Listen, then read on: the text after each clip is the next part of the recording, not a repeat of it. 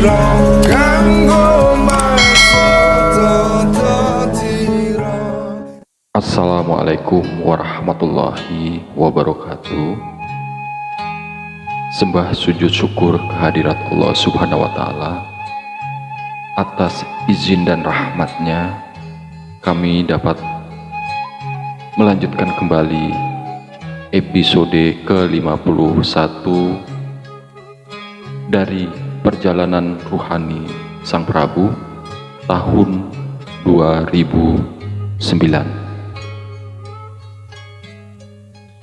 Dalam hal membacakan kisah-kisah dari perjalanan beliau, ada yang memang masih kami rahasiakan dan belum waktunya kami untuk membacakan karena atas petunjuk dari Sang Prabu. Di sini kami juga menjelaskan kembali bahwa perjalanan ruhani Sang Prabu ini mulai tercatat dari tahun 2002 sampai dengan tahun 2021.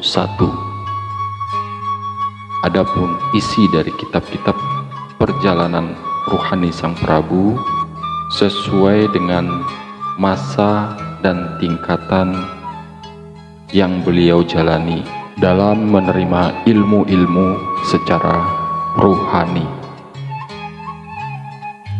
Adapun dialog-dialog di dalam kitab ini sesuai dengan apa yang beliau terima dan beliau catat. Semoga nasihat-nasihat dan ilmu-ilmu yang telah beliau terima dapat bermanfaat buat kita semuanya. Dan sebelum kami menayangkan episode ini, kami mohon maaf jika ada salah kata, salah bahasa dalam penayangan video channel ini. Tanggal 3 Januari 2019, beliau Sang Prabu mengalami suatu kejadian di dalam mimpi sepertiga malam. Untuk petunjuk mimpi tersebut belum bisa kami bacakan dan masih dirahasiakan sesuai dengan petunjuk-petunjuk dari Sang Prabu. Suatu ketika nanti Sang Prabu akan menjelaskan tentang mimpi beliau tersebut. Tanggal 13 Januari 2009, Selasa malam pukul 21.45. Di sini beliau merasa ada keprihatinan dan kekhawatiran. Jadi beliau menuliskan di catatan ini, di saat itu negara Timur Tengah tengah terjadi konflik Palestina di jalur Gaza, digempur habis-habisan. Anak-anak dan orang dewasa sebagai rakyat sipil menjadi korban. Tayangan TV tiap kali tidak pernah sepi dari berita pertempuran tersebut yang tidak seimbang, terus berlangsung dengan memakan banyak korban jiwa. Sang Prabu selaku manusia merasa iba dan terharu, sedih melihat kejadian ini, meskipun kejadian tersebut bukan di Indonesia. Akan tetapi itu merupakan tanggung jawab kita sesama umat manusia, karena peristiwa itu adalah bencana kemanusiaan yang dibuat oleh manusia itu sendiri. Dalam hal ini ada dialog dengan makhluk gaib yang memang masih dirahasiakan oleh Sang Prabu. Suatu ketika dialog ini akan dijelaskan sendiri oleh Sang Prabu.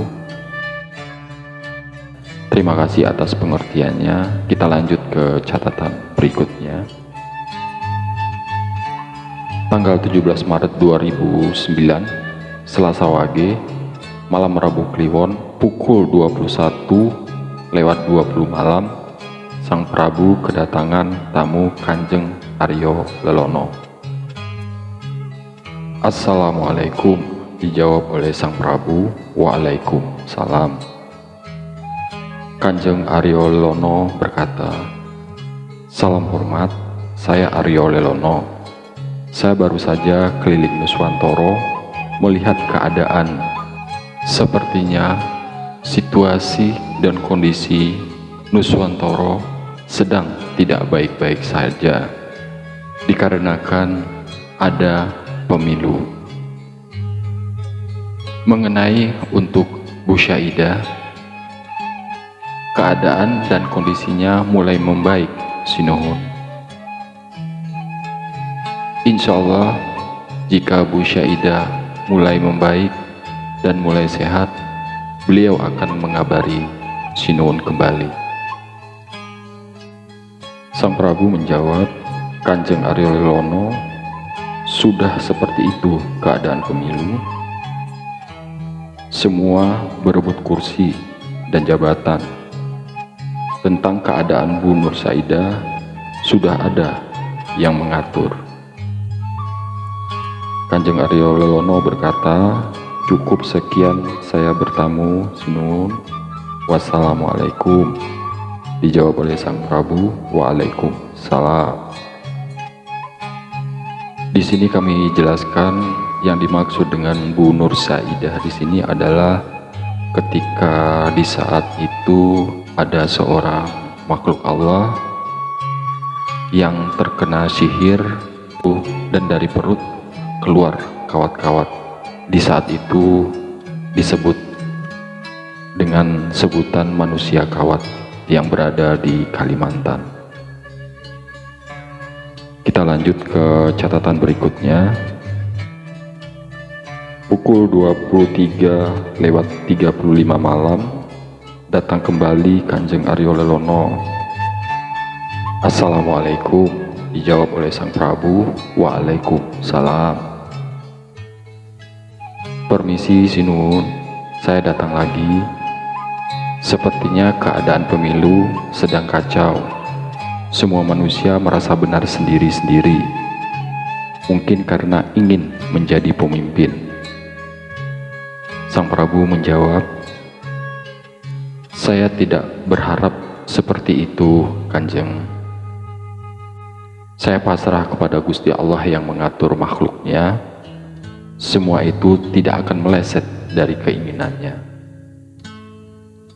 Kanjeng Aryo Lelono berkata kembali, cukup sekian saya datang, sinuhun. Wassalamualaikum.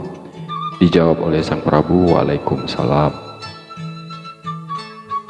Tanggal 20 Maret 2009, Jumat Pahing, malam Sabtu Pon, pukul 23:44 malam, sang Prabu kedatangan tamu dari golongan malaikat, yakni malaikat rahmat.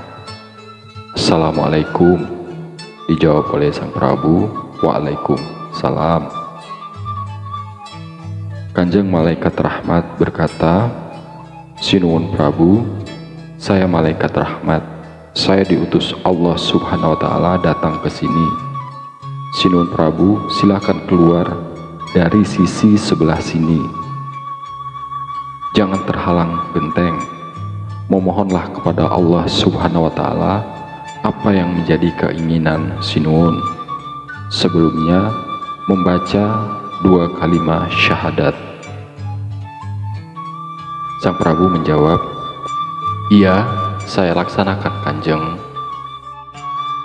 Kanjeng malaikat rahmat berkata, sinuhun, buka telapak tangan, menengadah secara bergantian. Tangan kiri dulu, lalu tangan kanan dirapatkan. Silahkan diterima dan diminum. Itu adalah rahmat dari Allah berupa air kehidupan. Sang Prabu menjawab, iya, terima kasih, Kanjeng. Kanjeng malaikat rahmat berkata, sampai di sini dulu kedatangan saya, sinuhun. Wassalamualaikum. Dijawab oleh sang Prabu. Waalaikumsalam. Terima kasih yang telah menonton video channel ini.